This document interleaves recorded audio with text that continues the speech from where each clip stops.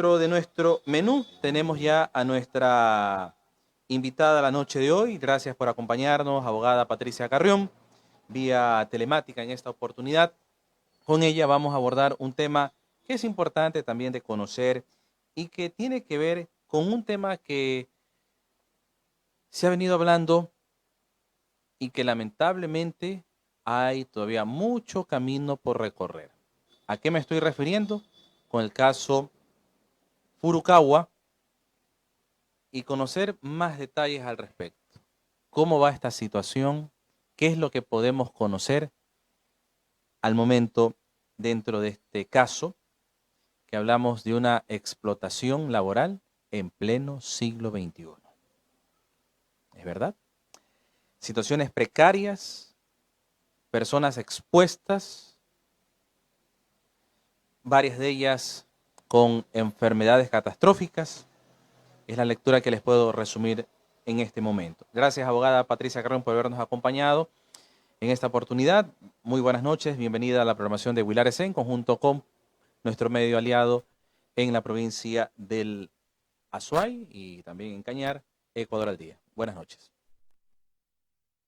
Buenas noches, muchas gracias por la posibilidad de permitirnos contar un poco del caso Furukawa, que es digamos, el primer caso en Ecuador emblemático, diría yo, que trata o revela, devela, muestra y evidencia lo que ocurre en el agroecuatoriano durante muchas décadas, que son condiciones de trabajadores y trabajadoras campesinas, empobrecidas, condiciones de vida y de trabajo infrahumanas, fuera de los parámetros legales y que tienen que vivir, digamos, durante muchos años estas condiciones porque no pueden cambiar su condición. En este caso en particular, me refiero a un grupo de trabajadores y trabajadoras de la empresa Furukawa Plantaciones S.A. del Ecuador, una empresa bacalera que durante 60 años básicamente ha mantenido condiciones de servidumbre de la gleba, es el término internacional para hablar de esclavitud moderna, a más de 1.244 trabajadores y trabajadoras. Son datos del propio Estado, el Ministerio de Gobierno, que levantó un censo y evidenció la existencia de personas viviendo en las haciendas, en cuartos húmedos, en campamentos sin agua, sin luz, sin condiciones de sanidad básica, sin acceso a servicios de salud, menos de educación.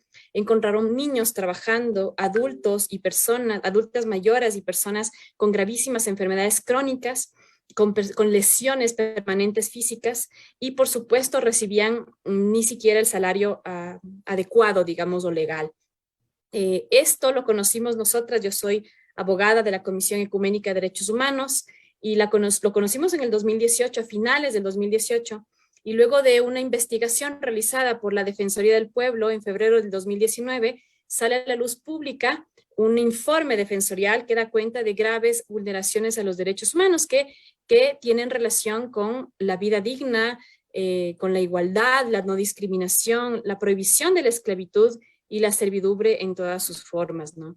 Se evidenció en efecto que existió trabajo infantil, violaciones a los derechos de acceso a la seguridad social, a una vivienda adecuada, a educación, a agua segura, alimentación adecuada y demás. Incluso a la identidad. Habían personas que ni siquiera existían para el Estado, no tenían ni cédula, identidad, a veces ni registro de nacimiento. Esas fueron las condiciones en las que el propio Estado ecuatoriano, varios ministerios de varios ramos y la Defensoría del Pueblo lograron identificar en el 2019. A partir de allí, un grupo de 123 trabajadores decidieron en enero del 2020, bueno, desde mucho antes, reclamar por esta situación, y en enero del 2021 tienen, patrocinados por el Comité de Solidaridad Furukawa Nunca Más, de la cual la CEDU hace parte, el 15 de enero del 2021 logran tener una sentencia a favor, la primera e histórica sentencia nacional y regional, porque es la segunda sentencia regional sobre este tema. La primera fue en Brasil y esta en Ecuador. Y en esta sentencia, en efecto, el juez Vera Cedeño reconoce la vulneración de derechos humanos y la responsabilidad estatal por esta vulneración y de la empresa también. Y entonces establece condiciones de reparación frente a estas graves vulneraciones. Algunas de esas condiciones de reparación tienen que ver con indemnizaciones, pero también con el acceso a tierras, porque son personas campesinas que viven de eso y que no tienen a dónde más ir. Ellas vivían y siguen viviendo en estas condiciones aún en los campamentos. Luego de esto se presenta una apelación por parte de la empresa y del Estado, y en esta apelación se ratifica casi en todas sus partes la sentencia de primera instancia, pero la Corte Provincial de Santo Domingo decide quitar de responsabilidad a las entidades del Estado y dejar únicamente a la empresa como responsable. En esta situación estamos nosotras como el Comité de Solidaridad Furukawa Nunca Más, pero contarles que esta acción está en la Corte Constitucional, pues hemos presentado una acción extraordinaria de protección, es decir, como una especie de recurso para poder reclamar porque sentimos que el Estado ecuatoriano tiene responsabilidad y no puede liberarse de esta responsabilidad. Y este caso está en la Corte, además, fue seleccionado por la Corte Nacional por la relevancia e importancia del caso para sentar jurisprudencia, quiere decir, para que lo que se decida en la Corte Constitucional pueda servir a otros casos análogos o similares. Esto no ha quedado así, digamos, las personas siguen viviendo en las mismas condiciones y aún más con mayor nivel de vulnerabilidad, porque además son expuestos a violencias y hostigamientos constantes por parte de personeros que están relacionados con la empresa.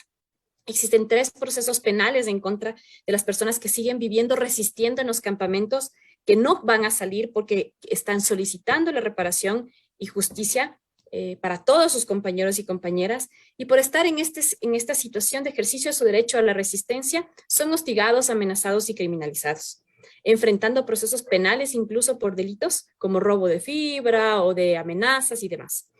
Algunos de ellos se van ya a archivar en la fiscalía y esperamos que logren hacerlo de manera rápida, ¿no? Hay un segundo grupo que quiero mencionar que también se organizó y le pidió a la Defensoría del Pueblo poder acceder a la justicia también y demandar a la empresa Furukawa y al Estado. La Defensoría del Pueblo el 29 de junio del 2021 presenta una acción de protección que sería la segunda acción de protección en el Ecuador. Nosotros acompañamos como comité también un poco a la Defensoría para que pueda entender lo que significa este caso. Se presenta esta acción de protección, pero lamentablemente recién el 5 de mayo de este mes, el juez Stalin Brito Centeno de la provincia de Santo Domingo, juez constitucional, decide, o en la resolución oral, niega la acción de protección planteada por 218 personas, trabajadores y trabajadoras, porque según él no se pudo demostrar la vulneración de derechos constitucionales. Esta sentencia es una sentencia vergonzosa para el Ecuador, vergonzosa para la región y vergonzosa para el ejercicio y garantía de los derechos humanos, pues es contradictoria absolutamente con todo lo que el Estado ecuatoriano ha planteado sobre este caso. Ojo que se demanda, es un grupo de trabajadores similares al primer grupo, es decir, que viven en las mismas condiciones y se demanda de igual manera a la empresa y al Estado. Es una sentencia contradictoria con la primera sentencia que le comenté, se ha ganado. Y lo que más nos llama la atención es que el Estado ecuatoriano en varias instancias nacionales e internacionales, la última, el 21 de octubre de 2021, frente a la CIDH, posicionó un discurso de reconocimiento de la vulneración de derechos de estos trabajadores ante organismos internacionales y la necesidad de reparación. E incluso se pidieron disculpas públicas. Muchos ministerios pidieron disculpas públicas en el primer caso, reconociendo que existió vulneración de derechos. Y en la audiencia, esta segunda audiencia que es vergonzosa, estas mismas autoridades desconocen la existencia de vulneración de derechos y reconocen que esto es un tema de laboral y no de derechos humanos. A nosotras, bueno, quiero denunciar como públicamente esta actuación o mala actuación de los funcionarios públicos del Estado, estas contradicciones constantes entre del Estado en instancias internacionales y del Estado en cortes nacionales que se contradicen y ponen en tela de juicio el rol garantista del Estado y de sus entidades y sus instancias judiciales. Escuchándola atentamente y para quienes se conectan a nuestra señal a través de Wilar S, estamos dialogando en vivo en estos instantes vía telemática con la abogada Patricia Carrión. Ella es abogada de la Comisión Ecuménica por los Derechos Humanos. 20 horas con 25 minutos abordando sobre el tema de Furukawa y la actualización al momento. Ahora, dentro de estas acciones planteadas y las respuestas por parte de la Corte Constitucional por un lado, por otra parte la Fiscalía, y el tiempo pasa y mientras tanto tenemos a 123 ex empleados quienes demandaron a la compañía en su momento por las condiciones terribles, infrahumanas en las que trabajaban y vivían un centenar de personas, entre ellas niños. Esto para quienes obviamente se conectan ahorita, estamos hablando sobre el caso Furukawa, que era en una hacienda ubicada en Santo Domingo de los Sáchilas. Ahora bien, dentro de este proceso, ¿qué acciones ustedes adicionales van a agotar para poder acercarse un poco más y que realmente se haga justicia y, como usted lo nombraba, se cree jurisprudencia para futuros casos que puedan presentarse en el país? Bueno, nosotras estamos informando permanentemente a todas las autoridades nacionales la situación en la que se encuentran los trabajadores y trabajadoras, sobre todo aquellos que siguen viviendo en las haciendas, ¿no? Y que están resistiendo, como le digo, aún siendo hostigados y criminalizados. Las entidades del Estado tenían la obligación de, en el marco de sus competencias, garantizar los derechos de salud, de educación, de bienestar social. No lo han hecho. Los compañeros están en situaciones y en condiciones de grave vulneración, de gravísima vulnerabilidad, en condiciones de riesgo, enfrentan violencias sistemáticas a todo nivel, no tienen trabajo y por lo tanto sobreviven, no sabemos cómo. Estas condiciones se han profundizado aún más con el paso del tiempo porque la sentencia de primera instancia, que es aquella que les comenté que nosotras planteamos y fue ganada en primera y segunda instancia, todavía no se ejecuta. Y no se ejecuta porque en efecto hay un retraso en el ejercicio de la justicia en el sistema judicial ecuatoriano, y por eso es que acudimos a la Corte Constitucional con el objetivo de que en efecto se acelere el proceso de reparación y de justicia para este grupo de trabajadores y trabajadoras. Y para ello nosotras hemos hecho varias acciones. La última que estamos a punto de hacer, y a la cual por supuesto les invito a sumarse a todas las personas que nos están escuchando, es un plantón para exigir que la Corte Constitucional nos llame a audiencia, defina día y hora para la audiencia que hemos pedido y solicitado se dé lo antes posible, porque este es un caso que requiere atención prioritaria por la grave vulneración, como le cuento, y la situación de emergencia y necesidad que se encuentran las personas en estos campamentos.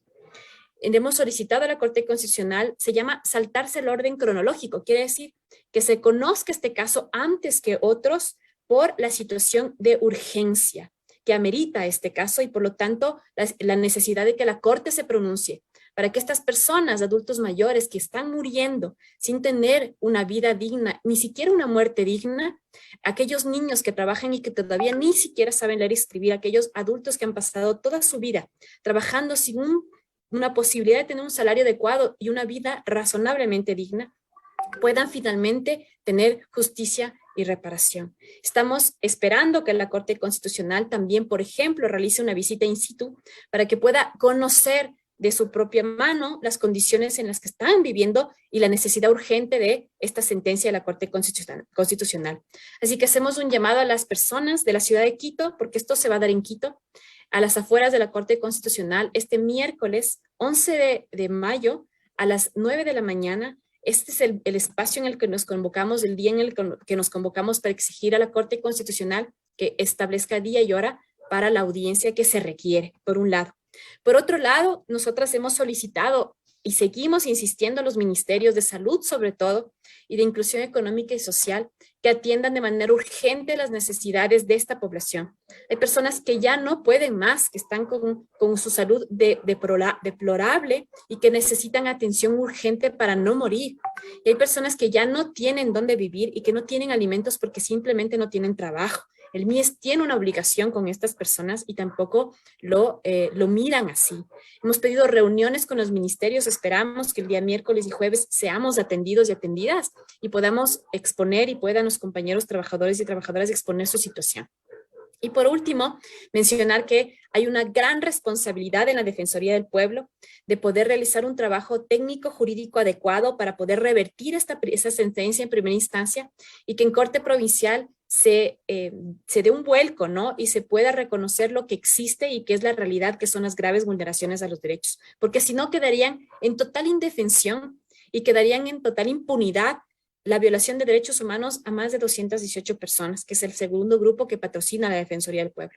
No nos olvidemos que hubieron 1.244 personas y que ahora entiendo el Estado ecuatoriano no sabe dónde están. que tuvieron que salir expulsadas por la empresa que las botó de los campamentos y destruyó los campamentos, y ahora mismo no sabemos qué es de estas personas, dónde se encuentran. Entendemos que están en algunas provincias. La empresa tiene más de 23 haciendas en 3 provincias y es la primera empresa exportadora, el primer grupo económico del Ecuador exportador de abacá del país. Eso significa que en efecto tiene un gran capital y entendemos que este capital está influenciando en la forma en la que se están tomando las decisiones judiciales. Por eso sentimos también que esta sentencia que falló en contra de este grupo de 218 tiene sentido porque hay muchísimos intereses económicos y el capital metido en la función judicial.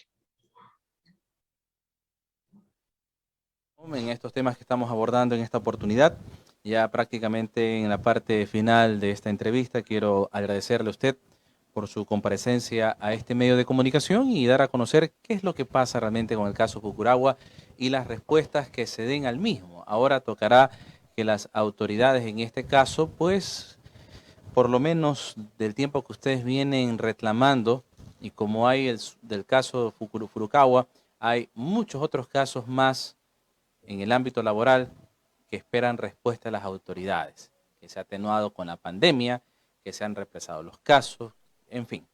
Esperemos que en el caso de Furukawa, en el menor tiempo posible, pues se dé una luz verde que les permita a estas familias, a estas personas campesinas que lo han dado todo por trabajar en una compañía, pues en unas condiciones infrahumanas. Eso es una realidad que no se puede ocultar en pleno siglo XXI. Esperemos que esto no se repita en nuestro país y más aún cuando estamos hablando de niños de por medio, ¿no?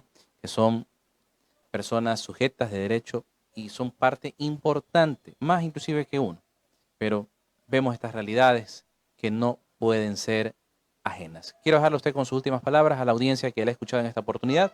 No sin antes también agradecer a Huilar Quito, el equipo que está en Quito, Maciel Meléndez, Jorge Guzmán, siguiendo de cerca desde el BTR virtual esta entrevista. Bueno, no, más bien yo agradecer muchísimo la posibilidad de poder dar a conocer este caso y contarles, digamos, a todas las personas que requieran o que quisieran enterarse un poquito más, que pueden entrar a la página web www.furukawanuncamás.org y seguirnos en las cuentas de Twitter Abacalero Libre para que conozcan cómo se desarrollan los últimos acontecimientos de este caso.